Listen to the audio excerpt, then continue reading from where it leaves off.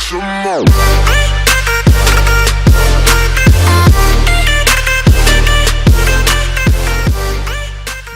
Yo, what's good people? Izzy Max here, back again to break down another MDL match. This is week 2, and the opponents are going to be Matt and Hubbub Nub. So as you see on the screen, we do see these 6 that are being brought. We see the Politoad, Liepard, Togekiss, Inteleon, Amoonguss, and Duraludon. And then on Hub's side, we have Cinderace, Togetic, Ninetales, Venusaur, Bisharp, and the Urshifu. This is Water Urshifu. So this is sped up, and I might skip around a little bit more just because this video is kind of long, or this match is kind of long. But as we see, we look like Hub is going to lead the Cinderace, Togetic, Venusaur, and Ninetales. So we do kind of have 2 modes here. The Inteleon is going to be a huge problem for her. Also the Liepard and the Togekiss, because Liepard can take away the weather with Prankster Rain Dance. And so on and so forth. When I am breaking down this match, I probably will be more in depth of Hub's team just because I do know the sets and we are looking at it from her perspective. We do see the items. I do like the Yachi Berry on the Venusaur. But here we go into game 1. This is sped up, of course. If it wasn't, we'd be here for like 40 minutes. As we do see the lead here, Inteleon does come out, which is kind of a big deal for the Cinderace. Just because Cinderace is not going to be faster, and we are going to see a switch out into the Venusaurs. We do go for a Follow Me, which is kind of unfortunate, as we do see a Rain Dance, which is kind of questionable coming out from the start. But we do see just the Snipe Shot, so Follow Me is not doing much because that move does go around Redirection. And now we are going to see the G-Max Vine Lash going to be going into the Inteleon slot, and Togetic is going to switch out into the Ninetales, get the speed boost.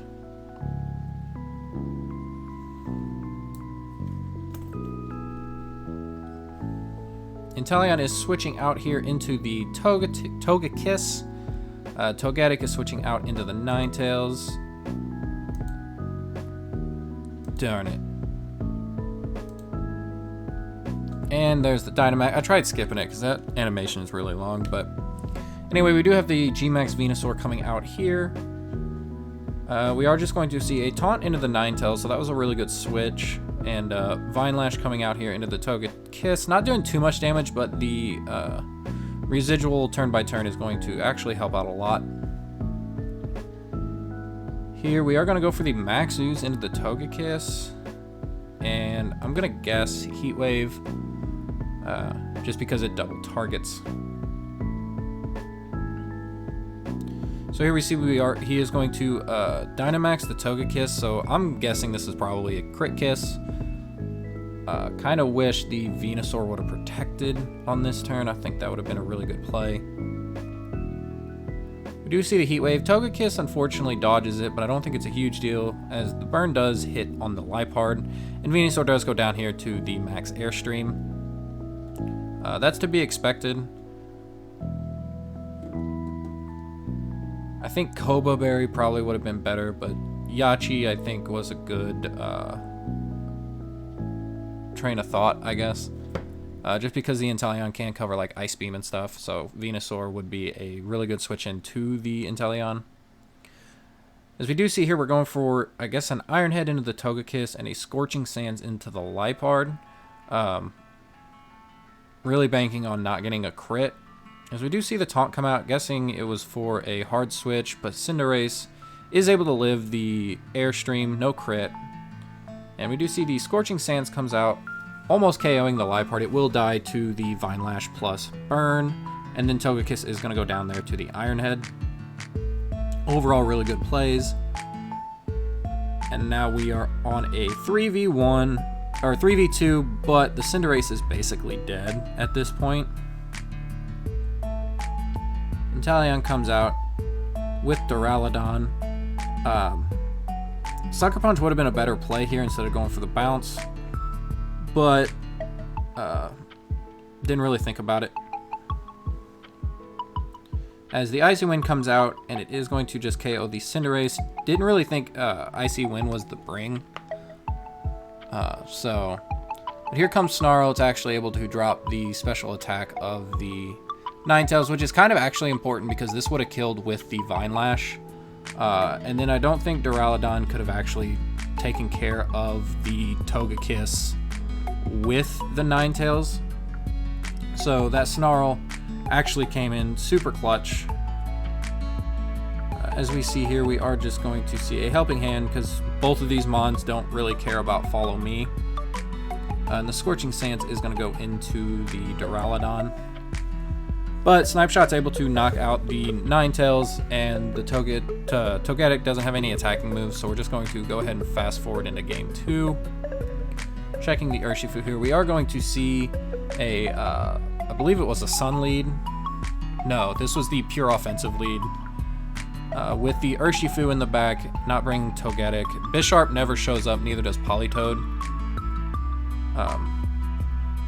We'll go ahead and fast forward one bit here, as we do see the same lead as we've seen last game. But here I believe we're going Hub. I'm going to say we because I'm on this side. But it's looking like she's calling out the Togekiss switch in, but it's actually an Amoonguss switch, which is fine. Vine Lash won't do too terribly much, which is unfortunate. But here we do see the Thunder Wave, which kind of sucks. But it's not too big of a deal. Venusaur is going to be slower than everything that is an Amoonguss anyway, without the sun, of course. And now we do see the Vine Lash taking an effect onto the Liepard. We are going to see a Max Quake. I kind of wish that was going to be a different move, but we couldn't really let this Amoonguss live. That probably should have been another Vine Lash or a Max Ooze into that slot. As Liepard switches out here into the Togekiss, I do know while she was playing, she was thinking about actually Iron Heading into the Liepard slot. But it doesn't really matter all that much, as Togekiss does take damage here. Coming out next is the Liepard. This is a really good spot because either Togekiss takes the Max Ooze or Togekiss takes an Iron Head. But we do know that Cinderace will die to a Max Airstream. So we do see the Togekiss, of course, Max here. That's to be expected. Inteleon's the only thing left in the back, and I don't think that's going to be a Max. So we do see the Fake Tears into the Venusaur, which is really smart. Iron Head here, almost able to KO. And then Venusaur, of course, here does go down. Almost protected with that slot, but it wasn't worth it. So Venusaur here is going to go down. Again, not a huge problem as the Vine Lash is still doing a lot of damage. Out next comes the Ninetales. I do believe this Urshifu in the back is actually going to be super clutch. So there's the Sun, and this is another really good spot because either you take out the Cinderace, reset the weather, or take out the Ninetales. Either way, Togekiss is going to go down here. So we do end up seeing the Fake Tears into the Cinderace, which I guess it's fine. Cinderace was going to go down there no matter what, as we've seen in the last game. But then Ninetales here is able to KO both Mons. So now Hub is in a really good position Game 2 here, as the Scarf Urshifu does come out. And we do know that Inteleon is the last Mon. So here we are just going to see an Energy Ball and a Thunder Punch into the Inteleon. And this Inteleon's going to die. I can fast forward and go to Game 3, but I'm not. As we see there, it almost ends up KOing, as the Air Slash doesn't actually KO the Urshifu.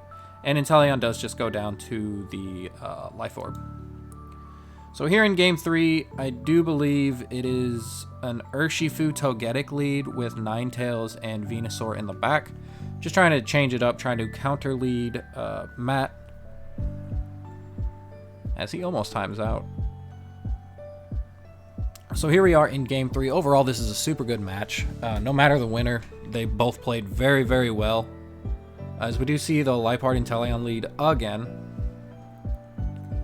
And seeing this lead, I do believe she was expecting Togekiss again to switch in. Which I honestly was expecting as well. But instead, he is actually switching into the Amoonguss, which was actually a really good, I don't want to say read, but it was kind of a read. But Thunder Punch there doesn't really do too much damage. Not knowing, I think, what happened to Togetic. Oh, here we go. So we are switching the Togetic.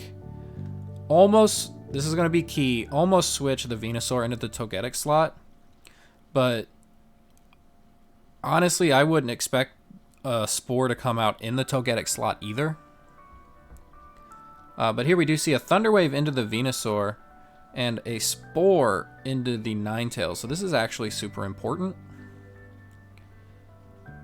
As Ninetales here in the later turns is actually going to get put to sleep again. And it's actually going to have 2 3-turn sleeps. So that's 6 turns that Ninetales is just doing absolutely nothing. And then this turn here is actually super crucial as well. And you'll find out here in a minute. So we are, you did see the Vine Lash into the Leipard slot.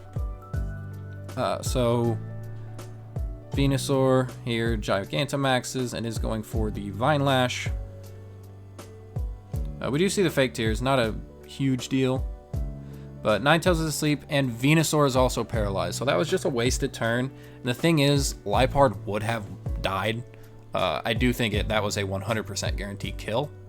But here we do see the Togekiss maxing. And at this point, Hub is in such a bad position because of RNG that I don't really think there's a way around it. As we do see the rain coming back out.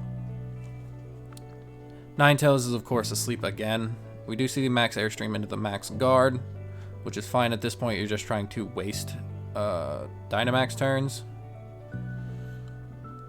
We do see the Scorching Sand into the Leipard trying to nab the burn, as Leipard does switch out into the Inteleon. As you're going to see, that move doesn't really matter because Ninetales is still going to be asleep. As Togetic comes out. Oh, Ninetales actually woke up there. Okay, that's my bad. Energy Ball probably would have been the better play, but Togetic here is going to be able to take that hit relatively well. We are going to see the Energy Ball now come out with the Follow Me. Not so much for the Inteleon, but more for the Togetic. Surprisingly, he doesn't actually go for the Ninetales, as I know this would kill in the rain. So there's a Follow Me, and we're actually going to see the Snipe Shot into the Togetic, dropping down to 10 HP points, which is actually key because then that attack from the Togekiss actually goes into the Togetic. So now Ninetales is going to be able to knock out the Inteleon here with the Energy Ball. And so now we're kind of in a better spot. Venusaur does end up coming back out here. As we see the Amoonguss, this is probably the worst case scenario here. The Amoonguss is actually super important. As we do see Heat Wave come out and the Sludge Wave into the Togekiss. So Air Slash comes out here, and this is when we were confirmed that this was Crit Kiss. So Venusaur ends up getting crit there. Heat Wave comes out, not doing too much. This is in the rain. And then we do see another Spore. This is where the 3-turn sleep actually comes into play with the Ninetales. So we have Urshifu coming back out here. We are just clicking Heat Wave again, and then we are clicking the Surging Strikes, I think is what it was called. Dazzling Gleam comes out. Urshifu actually lives it, which is super surprising. But this actually does a decent amount to the Amoonguss, which I was surprised of. And then Ninetales is, of course, asleep.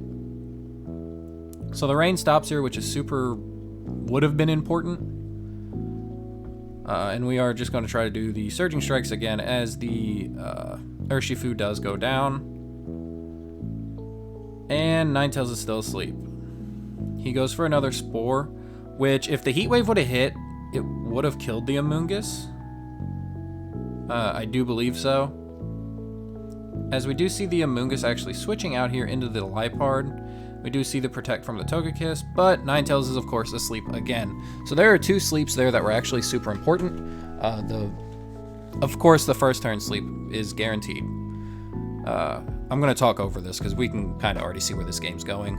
The second turn sleep, when there was no rain, the Amoonguss probably would have died, and there would have been a decent hit on the Togekiss. Okay, we were asleep.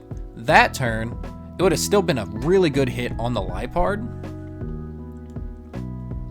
and then maybe able to do something, and then of course we get a flinch. This isn't Flinch Kiss, so that's kind of unfortunate. But overall, that was a really, really good first 2 games, and I would say a decent second game. Like, she definitely played herself into a position where she could potentially win, but with the paralysis on the Venusaur, the 3-turn sleep, and I wouldn't say the first sleep was really important, but the second one definitely was. But without further ado, I have another one to record. The second match I will be recording that you will be seeing tomorrow will be against Tay, Breezy, and Ninblock, so I will see you in the next one. Peace.